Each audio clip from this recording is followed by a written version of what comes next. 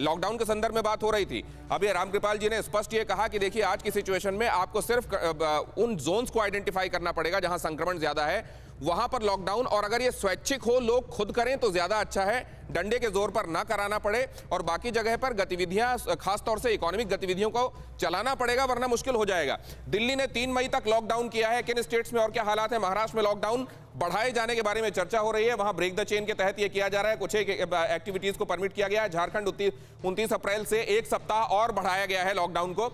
कर्नाटक में 27 अप्रैल से 14 दिन का लॉकडाउन बढ़ाया गया है। छत्तीसगढ़ में 8 जिलों में लॉकडाउन किया गया है। चंडीगढ़ में वीकेंड लॉकडाउन का प्रोविजन है। ये असल में इसलिए भी कहा जा रहा है कि एक आदमी, ये इतनी तेजी से संक्रमण फैल रहा है कि अब कहा जा रहा है कि पहले जितने लोगों को ये संक्रमित करता था उससे कई गुना ज्यादा अब वही आदमी, एक आदमी जो संक्रमित है, कई लोगों को संक्रमित करता है।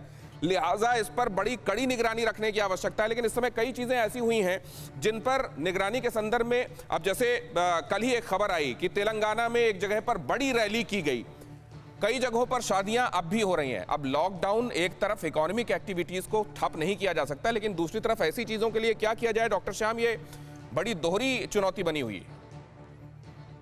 देखिए, आई थिंक इसमें जो एक शब्द मैं कहूंगा कि आपको डायनामिज्म लाना पड़ेगा लॉकडाउन को हैंडल करने में।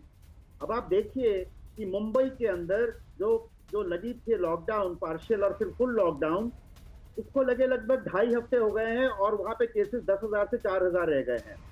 अगले 2 दिनों में दिल्ली के आंकड़ों से पता लगना शुरू हो जाएगा कि वो एक स्लोप नीचे आना शुरू हो गया। तो मेरा ये ख्याल है, लेकिन सर इसको क्रिटिसाइज किया जा रहा है ये कहते हुए कि टेस्टिंग कम हो रही है इसलिए ऐसा हो रहा है।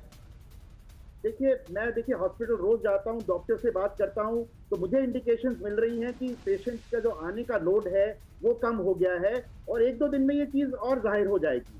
और जहां पे केसेस कम हो गए हैं तो मेरा ख्याल से वहां पे आपको एक पार्शियल लॉकडाउन की तरफ जाना पड़ेगा, जैसे कि आपने पिछले वर्ष वो जो अंकुश लगाए थे टोटल लॉकडाउन की तरह, उनको घटाना पड़ेगा।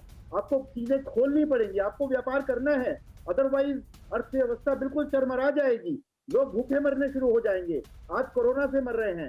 तो जो रामकृपाल जी ने बोला है, तो हमें शहर वाइज, स्टेट वाइज ये step according to the number of cases लेने ही पड़ेंगे, जिससे कि व्यापार शुरू हो, लोगों की आमदनी शुरू हो, लोगों की रोजगार शुरू हो। फिक्र आपकी, सोमवार से शुक्रवार रात 9 बजे सिर्फ TV9 भारतवर्ष पर।